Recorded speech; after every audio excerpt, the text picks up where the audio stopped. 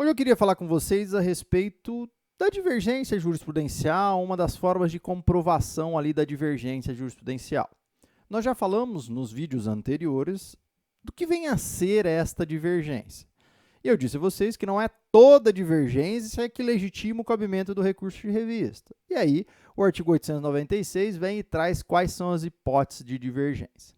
Mas aqui eu queria trazer um caso mais específico para vocês tomarem cuidado no momento de fazer o seu recurso de revista. Vem comigo na tela.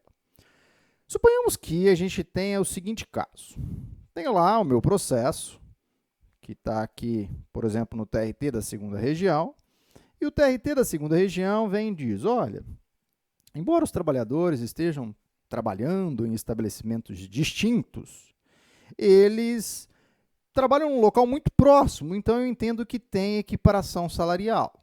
Analisando, então, o artigo 461 da CLT, estabelecimentos distintos, mais próximos, vem o TRT da 2ª Região e fala, olha, eu entendo que tem aí cabimento.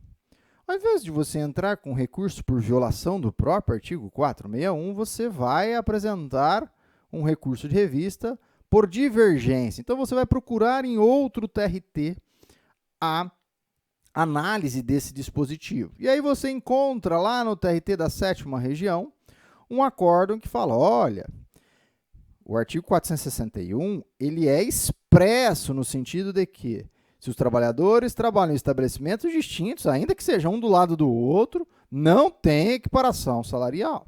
Então, perceba que a gente está falando dos mesmos fatos, embasado na mesma lei. Um decide de uma forma, outro decide de outra forma. Isso gera divergência jurisprudencial.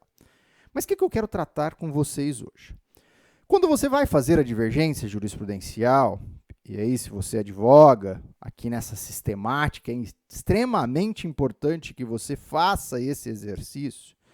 Quando você estiver fazendo o seu recurso, e aí eu explico isso bastante no nosso curso de recursos, é interessante que você faça um quadrinho.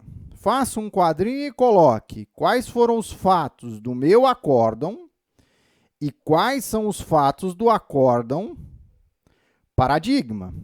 Por quê? Porque nós tratamos já em vídeos anteriores que para ter divergência eu tenho que ter fatos idênticos ou semelhantes. Então, eu preciso ter aqui a análise fática.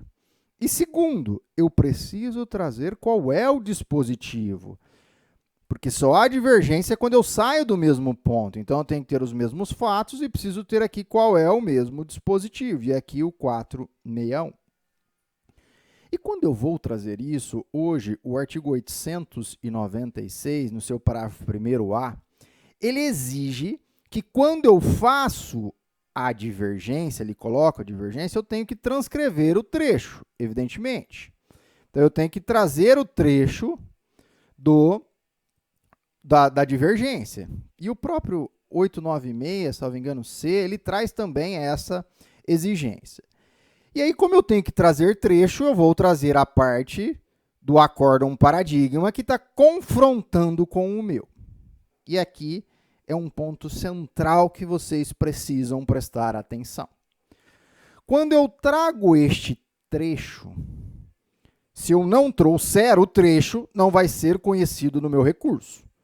Porque eu obrigatoriamente preciso identificar. Essa análise vai ser feita, evidentemente, pelo TST, mas obrigatoriamente eu que tenho que trazer isso para demonstrar a divergência. Então, primeiro ponto, se eu não trouxer, meu recurso não é conhecido.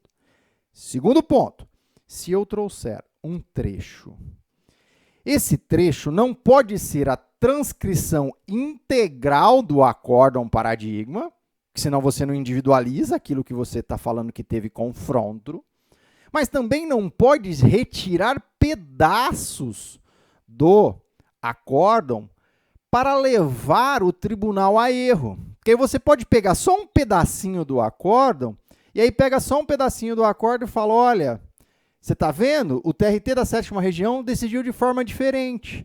Mas, na verdade, no contexto geral, não foi deste modo que o TRT da 7ª Região decidiu. Você simplesmente pegou um trechinho lá que te beneficiava. Isso daí, gente, gera inclusive litigância de má-fé.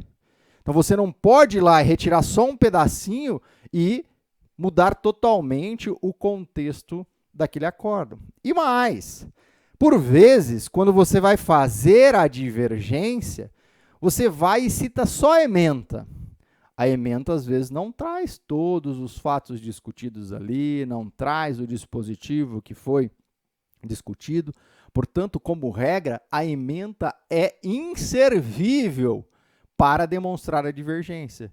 Você tem que ir lá no acórdão, pegar o trecho, desde que esse trecho não modifique o conteúdo da decisão, você não esteja pegando algo disperso, você pega uma frase completa. Então, quando você for fazer, coloque no quadrinho os dois e coloque o parágrafo inteiro. E a parte que você entende que é mais adequada para você, grife. Não coloque só aquela parte grifada, porque às vezes o TST vai entender que, olha, ele só pegou um pedacinho ali para descontextualizar. Não faça isso. Então, coloque lá o parágrafo inteiro, grife aquela parte que você entende que trata dos mesmos fatos que o seu e que é uma decisão diferente, tá? Então, hoje, o que eu queria trazer para vocês é isso. Quando vocês forem fazer esse confronto, é importante que este confronto seja analítico. Então, você tem que trazer o trecho propriamente dito e é importante que você traga um trecho contextualizado. Você não pode retirar ele lá do acórdão paradigma e, na verdade, tentar modificar aquela própria decisão. Se você fizer isso, vai, inclusive, ter lá a litigância de má-fé, tá? Eu vou falar em outros vídeos a respeito da divergência jurisprudencial, porque, sem sombra de dúvidas, o recurso de revista, quando a gente fala de divergência jurisprudencial, é um dos temas mais recorrentes que a gente tem e é importante a gente estudar com frequência ele, ok?